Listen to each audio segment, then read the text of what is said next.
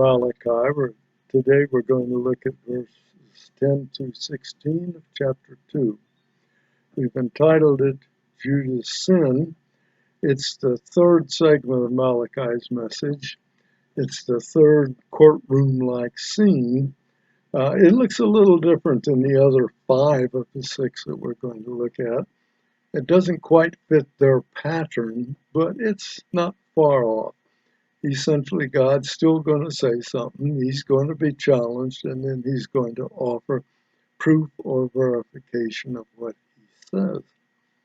Now, Malachi turns his attention from principally the corrupt priesthood to the general population.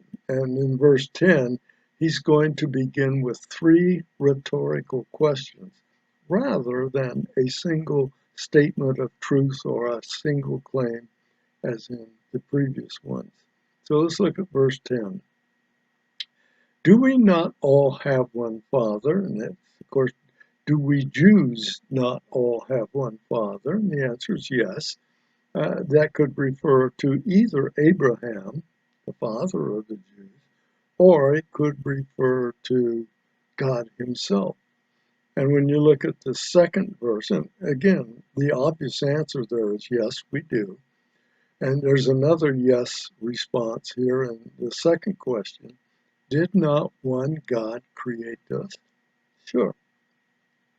In some sense, that makes God the procreator of every person, and he could be called the father of all of us. That's a little bit of a problem theologically somewhere down the road, but it still fits the idea that Malachi is trying to bring. But now comes the question, and it's a tie between this courtroom scene and the previous one in which we had the polluted offering and sacrificial system with the corrupt priests. It goes something like this. Why do we betray one another in this way, making light of the covenant of our ancestors? Why do we do this? Well, the implication of that question involves the violation of a covenant requirement that will soon be evident. Now, the covenant that's being spoken of could be either the Abrahamic covenant or the Sinaitic covenant. And I prefer the covenant at Sinai because of the nature of the charge that's going to be leveled. Well, the Lord continues with charges against Judah. Now, he's making these as a serious collection of charges, not just simply, remember in the first one, he said, if you love me, why don't I know it fundamentally? He said, I don't see you responding to my love. Then he asks them about the corruption of the sacrificial system. Now he's going to level some serious charges before he begins. It goes something like this in verses 11 and 12. Judah has become disloyal, and unspeakable sins have been committed in Israel and Jerusalem. We know that the corruption of the sacrificial system was one of those, but it's not all, and that's going to come up very soon. For Judah has profaned the holy things the Lord loves and has turned to a foreign god. So whatever the difficulty is, it has led to idolatry. And of course, that is the epitome of the rejection of Yahweh. Verse 12. May the Lord cut off from the community of Jacob, that would be Israel, every last person who does this, that is idolatry, as well as a person who presents improper offerings to the sovereign Lord. So what's he saying? Well, there's a point, he says, at which there are 2 kinds of people I want cut off.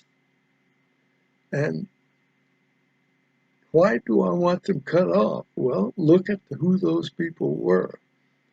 A, those committing idolatry. B, those offering unacceptable sacrifices as discussed previously. Well, being cut off quite often implies death, but in this case, it would seem that God's refusal to accept offerings may be what is at stake. And if God refuses to accept offerings, there is then a refusal to cover one's sins. So you could not find forgiveness of sins if God says, I'm not going to pay attention to your offering, your sacrifices. You do what you want, they don't mean a thing to me. So how did this idolatry come about? Well, Malachi is going to tell us that in a couple minutes. But first, he continues with the last thought, showing the temerity of the people who sinned in those ways. And you see that in verse 13. God makes this charge. You also do this. You cover the altar of the Lord with tears as you weep and groan, because he no longer pays attention to the offering, nor accepts it favorably from you. Yet you ask, why? There's the temerity. In verse 13, Malachi has shown us the hypocrisy of their worship. They sin blatantly in the face of God, then they cry because he doesn't bow to their request or bless them for it. That's a lot of chutzpah, is that what they call it?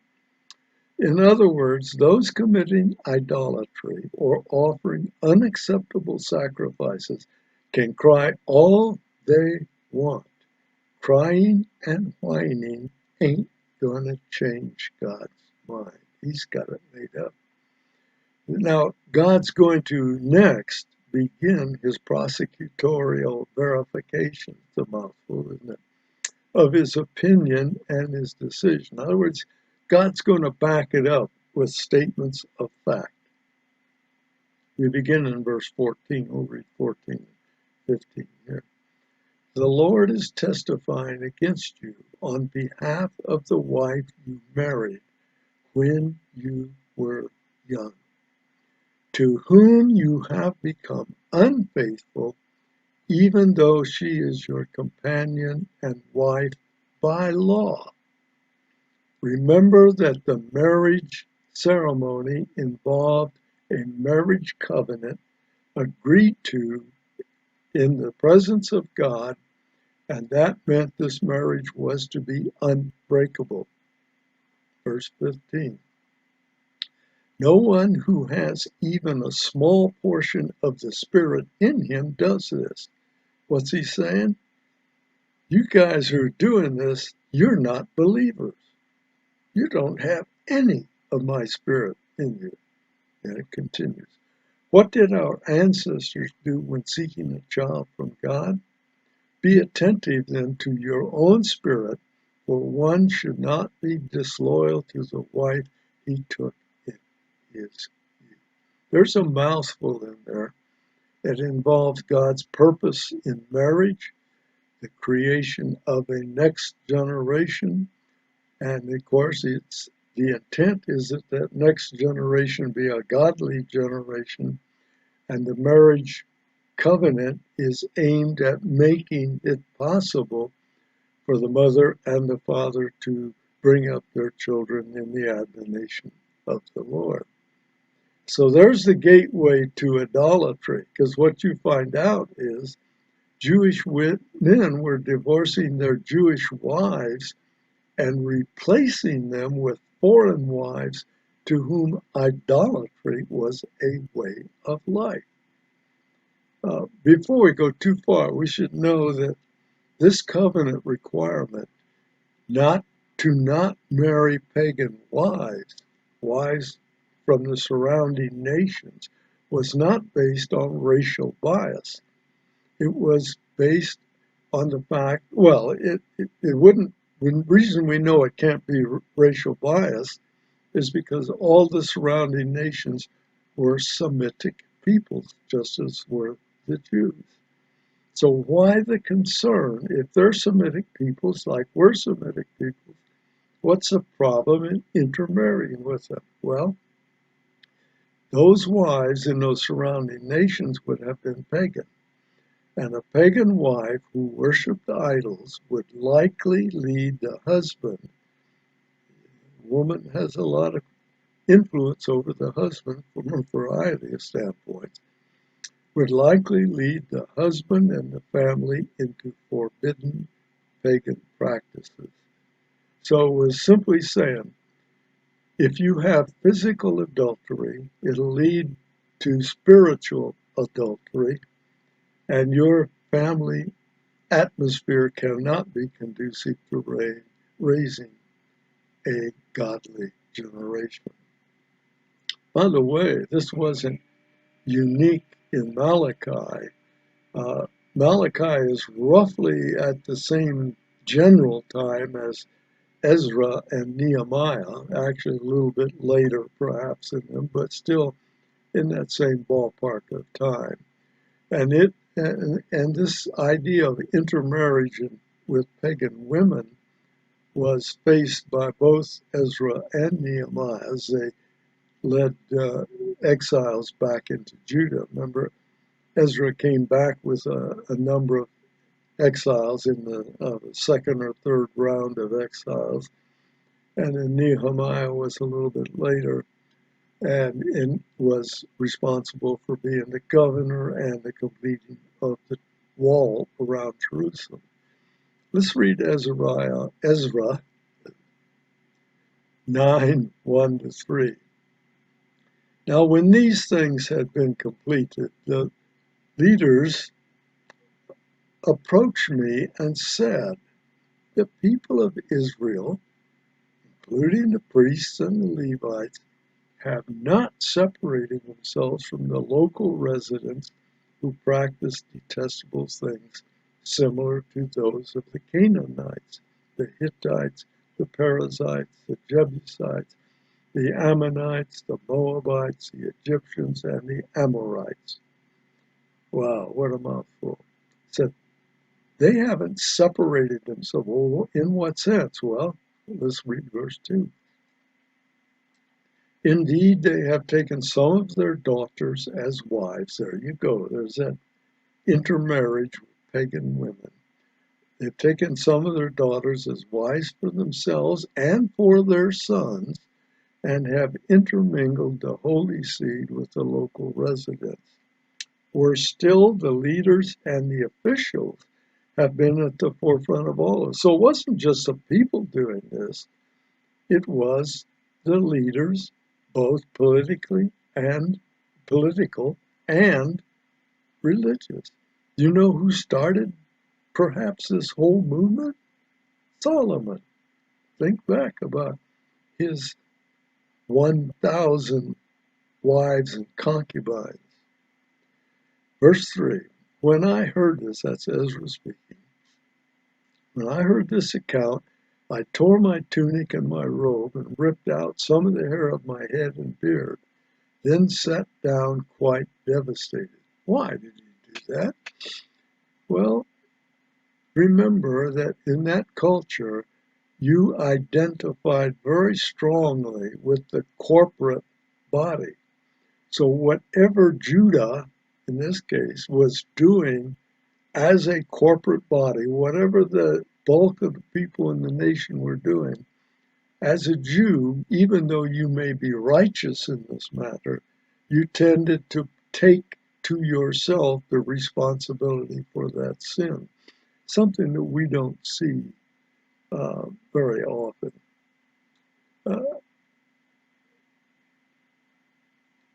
Let's read Nehemiah now and see what Nehemiah says on the same thing. As a matter of fact, it's also chapter 9, verses 1 to 3. On the 24th day of this same month, the Israelites assembled. They were fasting and wearing sackcloth, their heads covered with dust. Wonder, what's going on? Well, verse 2. Those truly of Israelite descent separated from all foreigners standing and confessing their sins and the iniquities of their ancestors. So this was a time during Nehemiah's period of time that the Jews were corporately, as a body, as a nation, standing and repenting of this intermarriage with foreign women in this breaking of the covenant at Sinai. Verse 3, for 1/4 of the day, that's 6 hours, they stood in their place and read from the book of the law of the Lord their God. So they spent 6 hours hearing from the Torah, I expect. And for another 1/4, another 6 hours, they were confessing and worshiping the Lord their God. So they were repenting, and during that repenting, they spent 6 hours listening to Scripture, and in 6 hours confessing, repenting, and worshiping God. Now, when you look back at verse 14, it seems to imply that older men were marrying younger pagan women. Why would they do that? Well, you're a man, it's probably not too hard to figure out. Younger women were likely more physically attractive than their older wives. Pagan women were probably looser in their intimate relationships. It's all immoral, of course, but that would be a very big draw for a man who is not closely tied to his God and the covenant relationship he has with his wife. And there is that second covenant relationship that I'd mentioned earlier. So, but verse 14 even says more, at least it raises the question as to whether the men even bothered to divorce their wives during this process. The two keys in that verse 14, I think, are the word unfaithful, which implies they may have been going out with or taking a pagan wife or a pagan concubine or something while still married to their wife. And the fact that they were married to their wife by law. And again, that marriage covenant was a covenant between the man and the woman in the presence of God, and therefore meant that that relationship was an unbreakable relationship. I'm rather sensitive to that because I've been recently married, in which case both my wife, my bride, and I specified that our vows to each other constituted an unbreakable covenant. Well, let's go on to verse 15. Verse 15 raises a question. What does it mean when he talks about the Spirit in him? Remember, he said, if you had even a tad of Spirit, you wouldn't be doing this. Well, I think he is claiming, look, you guys are not related to me at all. You're not in a relationship to me. You're not obedient. You're not obedient to the law. Not even a little bit. You are as an unbeliever. I think that's fundamentally what God's saying. If you act that way, you can't be a true believer. I'm going to get some argument on that, I expect, but I think that's what he's saying. But God made his position very clear in verse 16. I hate divorce, says the Lord God of Israel, and the one who is guilty of violence. Now, there's some question about what that means. It could mean that divorce is a violent thing spiritually and relationally. I doubt that it is referring to actual physical violence, but it could also mean that the man who is doing that is creating violence against his standing with God, against his own thought processes, against his own morality. against himself. And then God goes on to say, pay attention to your conscience, and do not be unfaithful. Well, Paul said something very similar to this. It was in a more general sense, and it was in a claim about marrying out of the faith and a practice that leads to compromise. So let me read some of that for you. 2 Corinthians chapter 6. I'll read verses 14, 15, 16. Do not become partners with those who do not believe. For what partner, and he's going to give some examples now, saying it doesn't make any sense to do that. For what partnership is there between righteousness and lawlessness? The answer is none. Or what fellowship does light have with darkness? The answer is none. And what agreement does Christ have with Belial, with evil? Answer, none. Or what does a believer share in common with an unbeliever? And if you're talking about spiritual matters, the answer is none. Verse 16. And what mutual agreement does the temple of God have with idols? And of course, again, the answer is none. For we are the temple, and that's now the people, the corporate body of Jews, are the temple of the living God, just as God said, I will live in them and will walk among them, and I will be their God, and they will be my people. And remember, that was at Sinai. That's language from Sinai. But let's bring it home a bit. Now, I'm not going to answer these questions. I've got a series of them here. Are we as believers prone to the same hypocritical behavior that was going on in that era? First of all, saying they love God but not showing it, saying that they were offering sacrifices but they offered second class or unacceptable sacrifices, or that they were worshiping idols, they were worshiping something other than the true God, but yet would come to the altar and cry because God wasn't blessing them. That's pretty hypocritical. Do we do the same thing today? Or how about this? How about churches with inner turmoil because the sin of a few?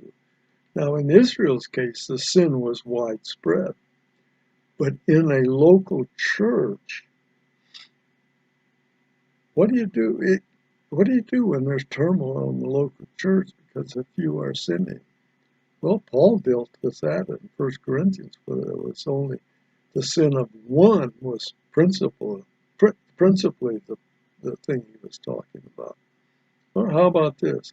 Can a church have inner turmoil without some sin at the center of the problem? Remember, we're supposed to be living in unity. So if you're not living in unity, can you pretty well guarantee that sin is at the center of the difficulty? And finally, can a church be without turmoil if there is known sin within the congregation that is tolerated or ignored? Can a church be peaceful and united with known sin that is ignored? In other words, there is no church discipline. I'll let you answer those for yourself in your church. What's the main message or the main takeaway? Well, one of them is that offerings do not offset these violations of the Mosaic covenant or the marriage covenant.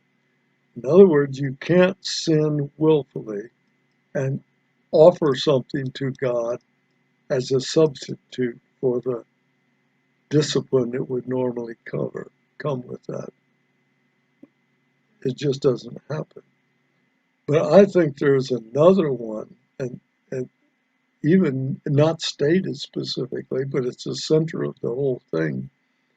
Is the marriage covenant permanent or breakable? I think, of course, the obvious is clear. the marriage covenant before God is non-breakable. It is eternal. And tears are not going to be a substitute for obedience and faithfulness. You can bawl your eyes out all you want, but if you're not obedient and faithful, you're still going to have significant problems. If you are actually a believer, you'll face discipline. God will see to it that you change. Pagan intermarriage, idolatry, and improper sacrifices demanded excommunication. You saw that in verse 12. But am I too strong in this? Well, look at Matthew 19:6. We see God's view of divorce, just as Jesus said, Matthew 19:6.